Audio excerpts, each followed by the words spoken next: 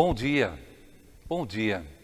Que legal que a gente pode ter esse momento de encontro com a Palavra de Deus, esse encontro de forma virtual, mas nós queremos aqui ouvir atentamente o que o nosso Senhor tem a nos dizer para o dia de hoje. Que Deus abençoe, desde já, o ouvir e o falar. Esse nosso encontro, mesmo que de forma virtual, nós o queremos fazer e realizar em nome de nosso Deus, que é Pai, Filho e Espírito Santo. Eu quero ler a palavra bíblica, ou pelo menos um trecho dela, previsto para essa semana, conforme nós o encontramos no nosso lecionário.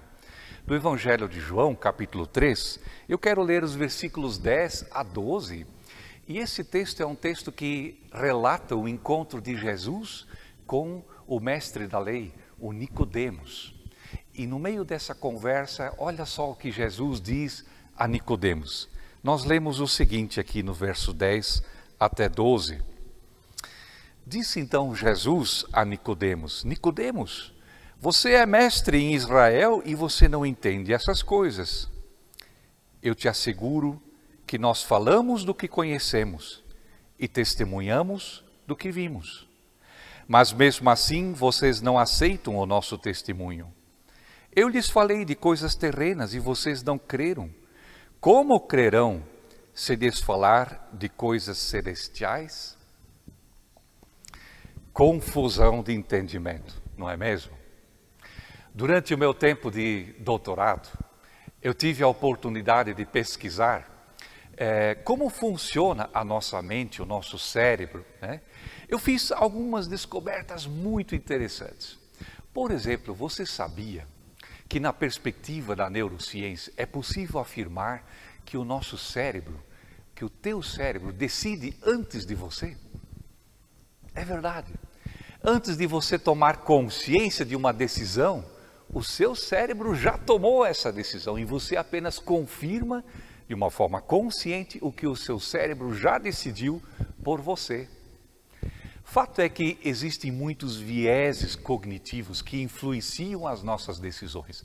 A gente chama isso de desvios no processo mental. E que nos levam muitas vezes a fazermos interpretações e decisões bem irracionais, distorcidas. Existem dezenas desses vieses cognitivos, dessas variáveis que interferem na maneira como a gente toma as nossas decisões. Eu vou mencionar três, compartilhar três com vocês aqui que foram estudados pela neurociência e que fazem a gente tomar decisões que não têm lógica. Primeiro viés, a gente chama ele de viés da confirmação.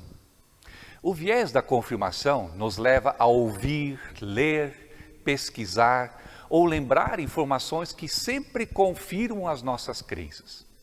E nesse tempo de novas mídias sociais que a gente tem aí, esse viés se tornou ainda mais comum. A nossa tendência é a gente se comunicar com pessoas que têm ideias semelhantes às nossas e que reafirmam constantemente a nossa visão de mundo. Então, temas em torno de política, economia, temas éticos, de gênero, religião, por exemplo, mostram bem isso.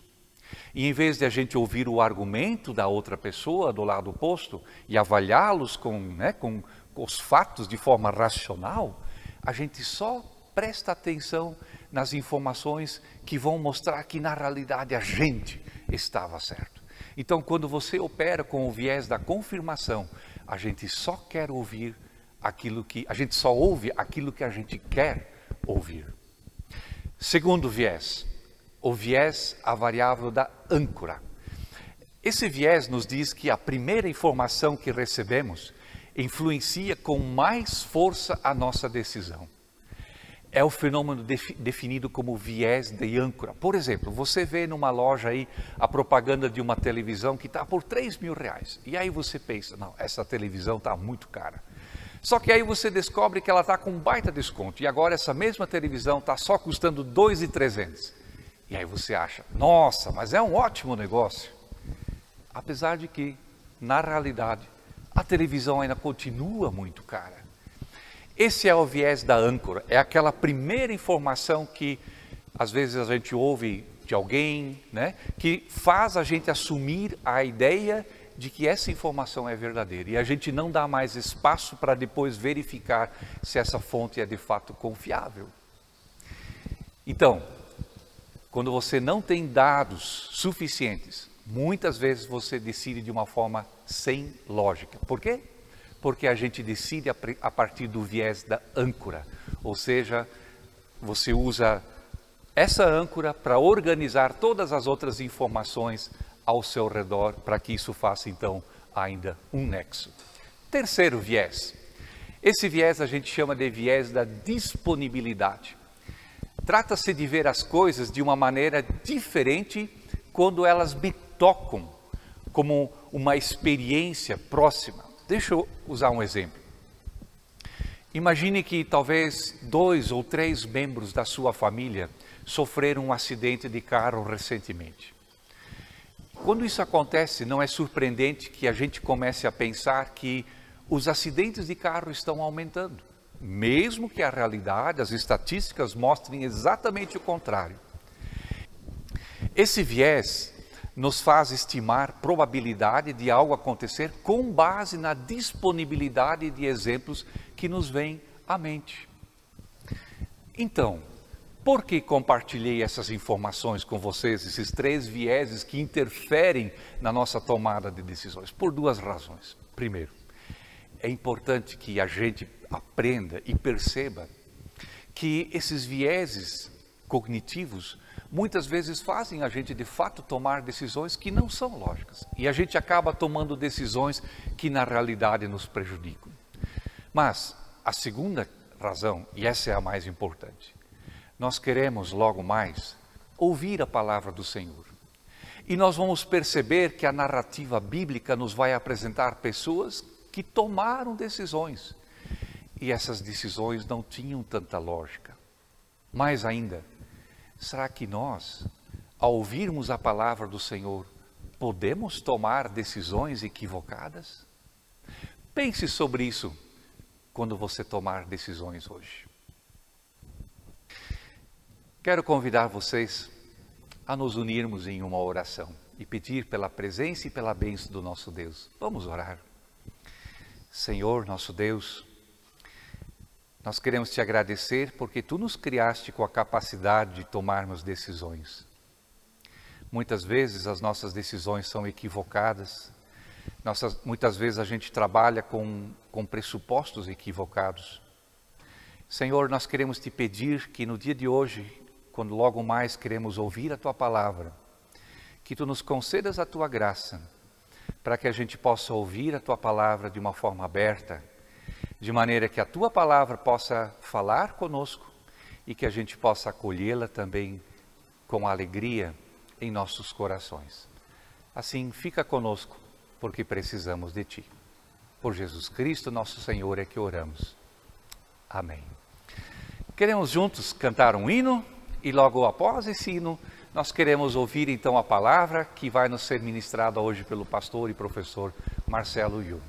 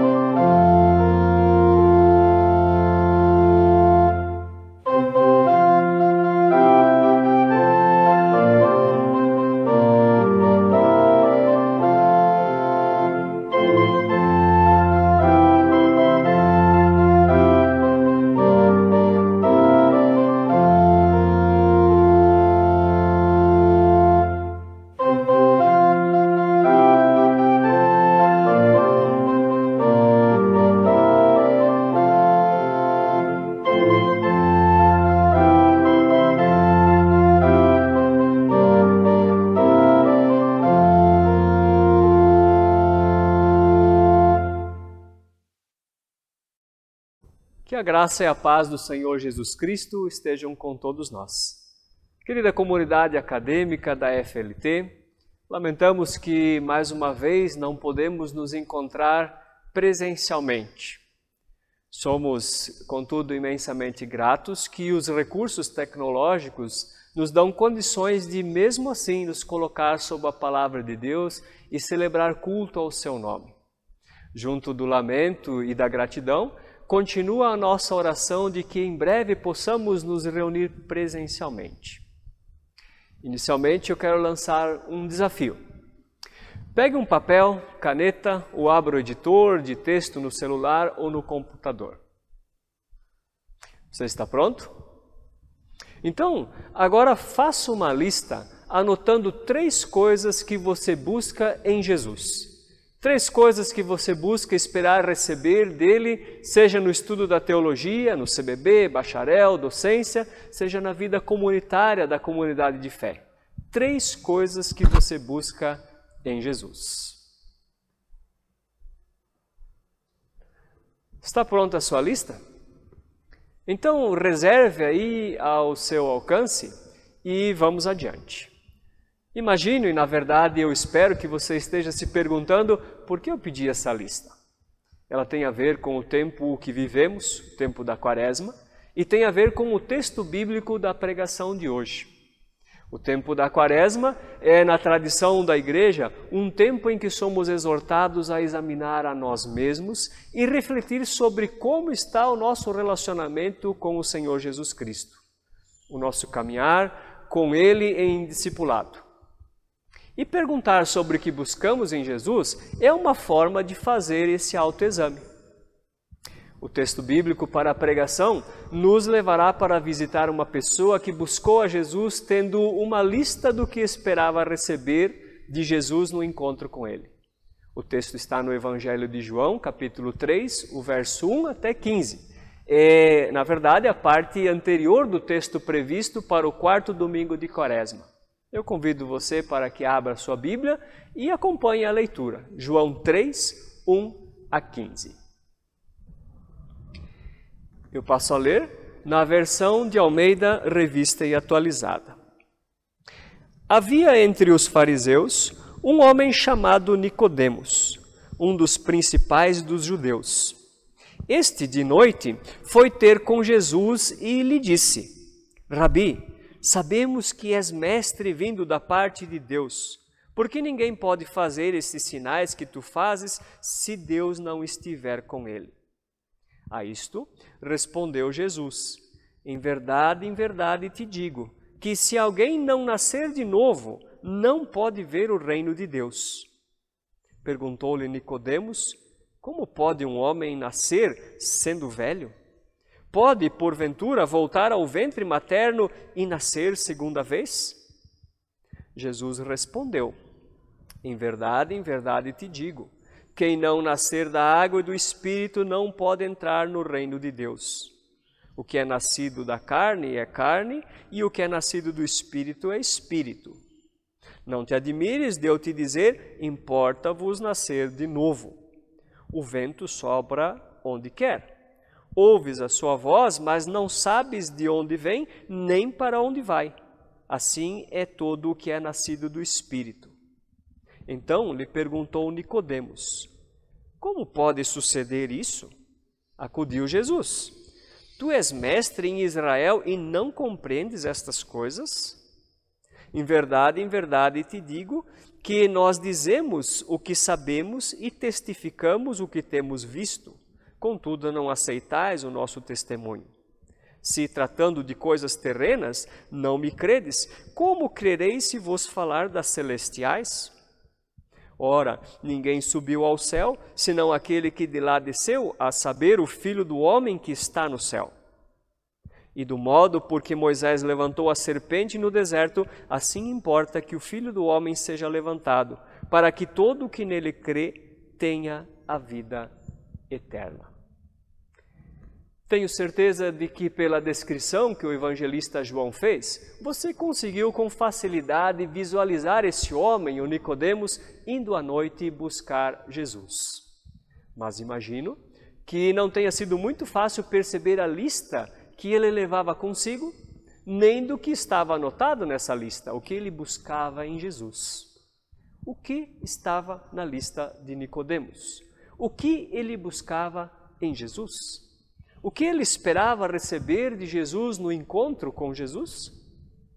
Para descobrir a lista de Nicodemos, precisamos seguir as pistas que o texto nos dá. Observemos primeiro quem era Nicodemos, e o texto nos dá 3 informações a respeito dele. A primeira informação está no verso 1, diz que Nicodemos era um fariseu. Isso nos informa que ele fazia parte de um grupo religioso não muito grande, mas muito influente entre o povo judeu na época de Jesus. A característica mais marcante desse grupo era o seu apego rigoroso à lei de Moisés e às tradições religiosas do judaísmo que surgiram depois do período do exílio na Babilônia. No pensamento e na conduta dos fariseus, haviam muitas questões que estavam erradas aos olhos de Deus. Tanto é que o grupo dos fariseus foram um dos principais grupos que se opuseram a Jesus e tramaram para que ele fosse morto. Mas, apesar disso, aderia ao grupo dos fariseus as pessoas que queriam levar a Deus, ou pelo menos as leis de Deus, muito a sério. Segunda informação, o verso 1 também diz que Nicodemos era um dos principais dos judeus, o que indica que ele integrava a máxima corte jurídica dos judeus, o Sinédrio, aquela corte que julgou Jesus de acordo com as leis judaicas e o condenou à morte. E a terceira informação que completa a descrição de Nicodemos está no verso 10. Jesus o chama de mestre em Israel.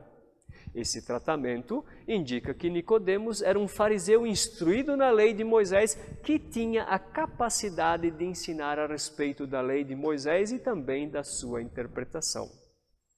Esse era Nicodemos. Observemos também por que Nicodemos buscou a Jesus. Qual foi a razão ou o motivo que o fez procurar Jesus? Um pouco antes do trecho lido, no capítulo 2, o verso 23 a 25, é relatado que dias antes desse encontro, Jesus havia realizado muitos sinais. Sinais esses que manifestavam o poder de Deus. Tanto é que, ao vê-los, muitos judeus creram em Jesus. E no verso 2 do capítulo 3, que foi lido, Nicodemos diz que havia visto esses sinais e que, pelos sinais, ele reconhecia que Jesus tinha alguma coisa a ver com Deus, que Jesus vinha da parte de Deus. E isso atraiu o Nicodemos a Jesus. Por fim, observemos como Nicodemos trata a Jesus. No verso 2, Nicodemos saudou Jesus com um título, a palavra aramaica rabi, que se traduz por mestre. E ele diz que sabe que Jesus é um mestre vindo da parte de Deus. Essas são 2 expressões usadas naquela época para designar pessoas entendidas nas questões da lei de Moisés e que eram capazes de discorrer sobre elas, eram capazes de ensiná-las. Quando nós juntamos esses detalhes da identidade de Nicodemos, da sua motivação para buscar a Jesus e do tratamento que ele dá a Jesus, nós conseguimos descobrir o que estava anotado na sua lista, do que ele buscava em Jesus. O que estava na sua lista era justamente aumentar o conhecimento nos assuntos a respeito de Deus e a respeito das coisas de Deus, para aumentar o seu conhecimento em teologia. Nicodemos buscava, a gente pode dizer assim, um breve curso de teologia. Ele buscava em Jesus um outro rabi, um outro mestre, assim como ele mesmo era um rabi e mestre, para conversar sobre Deus e sobre as coisas de Deus. Ele buscava em Jesus alguém para melhorar o seu próprio entendimento sobre a pessoa de Deus e as coisas de Deus.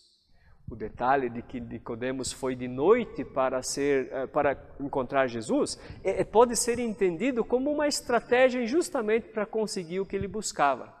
À noite eles teriam muito tempo para, como 2 rabis, conversar bastante e não correriam o risco de serem interrompidos por alguém outro. Ele buscava um conhecimento teológico em Jesus. Agora, dê uma espiada na sua lista. Há alguma identificação com Nicodemos? Tem algum problema em buscar a Jesus Cristo para aumentar o conhecimento sobre Deus e sobre as coisas de Deus? É isso algo ruim?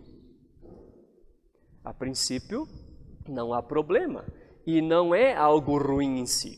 Dentro de uma faculdade de teologia, isso inclusive é uma exigência e se pode fazer isso cursando o CBB, cursando o bacharelado em teologia, ou pode-se buscar isso exercendo a docência, servindo na comunidade de fé, sendo participante da comunidade de fé, pode-se buscar esse conhecimento teológico.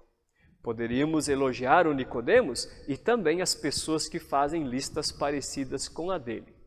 Mas não podemos deixar de reparar que a resposta de Jesus à saudação de Nicodemos no verso 3 nos faz perceber que a lista de Jesus, do que ele queria conceder a Nicodemos, nessa lista havia algo diferente. Repare como a resposta de Jesus dá um corte brusco e uma grande guinada na conversa. Parece que Jesus não quer continuar o rumo daquela conversa que Nicodemos iniciou. Jesus muda o rumo da conversa e leva Nicodemos para outro assunto. Nicodemos veio buscar mais um conhecimento teológico, uma melhor compreensão das coisas de Deus e Jesus mudou de assunto. Será que foi porque Jesus não podia dar isso a Nicodemos? Ora, ninguém era mais capacitado do que Jesus para ensinar teologia. O próprio Nicodemos o reconheceu como rabi e mestre vindo da parte de Deus. E não são poucas as vezes que nos evangelhos nos é dito que Jesus ensinava com autoridade superior a todos os mestres da lei. Por que Jesus leva Nicodemos para outra conversa? A resposta é uma só. Nicodemos estava buscando em Jesus algo do seu próprio interesse, mas não aquilo que a Jesus interessava oferecer e conceder a Nicodemos. Nicodemos buscava algo que ele considerava importante para si, mas não importava a Jesus que Nicodemos recebesse isso que ele buscava, mas que ele recebesse algo diferente. A sequência do texto revela o que é isso. O texto é bastante longo e cheio de detalhes, mas o que Jesus ofereceu a Nicodemos é uma coisa só: a dádiva da vida eterna.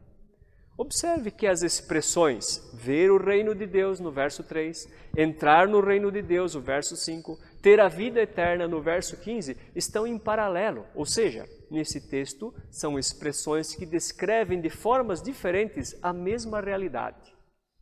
E o conteúdo que compõe essa realidade, o evangelista João revela registrando palavras do próprio Jesus no capítulo 17, o verso 3, onde ele diz assim: e a vida eterna é essa, que te conheçam a ti, o único Deus verdadeiro, e a Jesus Cristo a quem enviaste.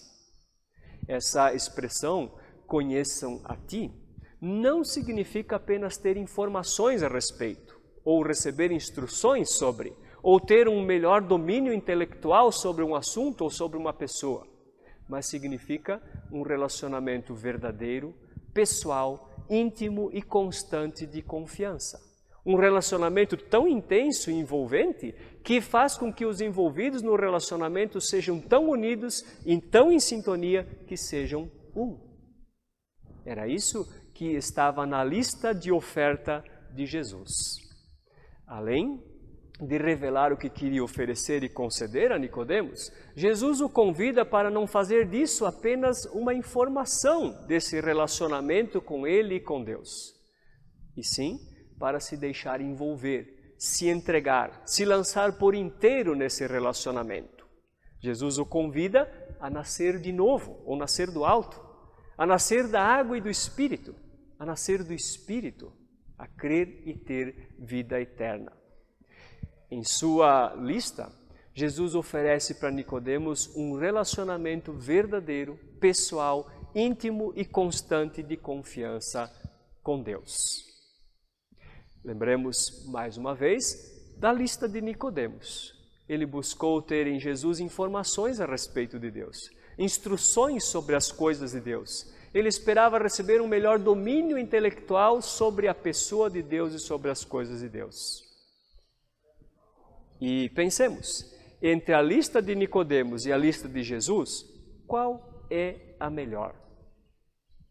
Agora, pegue a sua lista e olhe de novo o que você busca em Jesus. A sua lista está mais parecida com a lista de Nicodemos ou mais parecida com a lista de Jesus?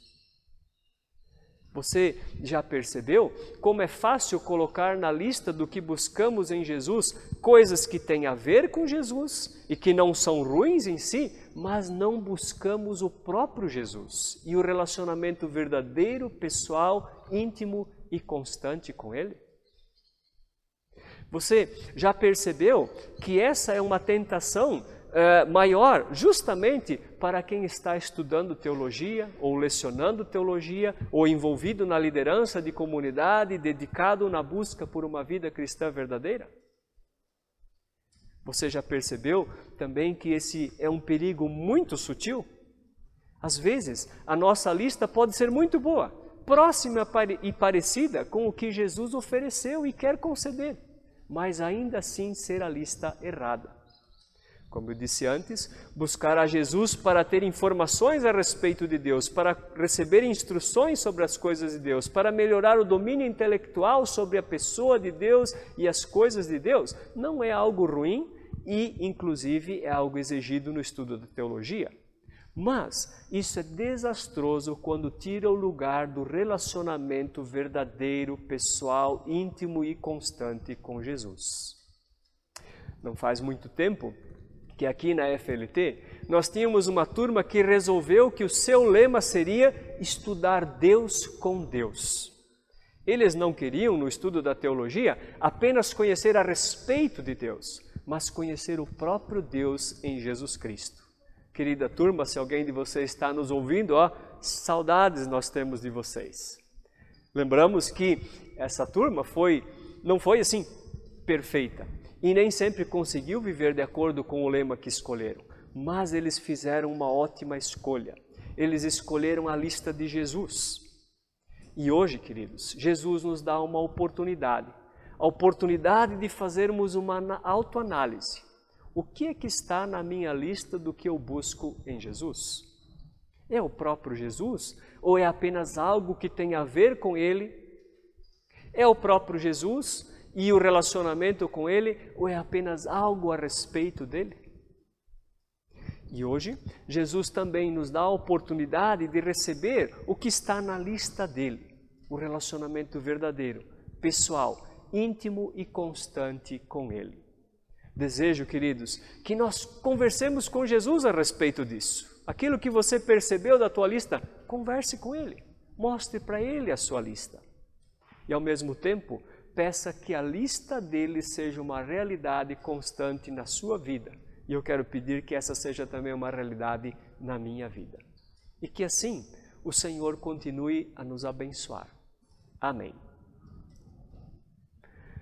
Convido para que agora nós possamos nos dirigir para a sala virtual que está no link da descrição desse vídeo e lá nos reunimos para a oração final e a bênção nesse culto.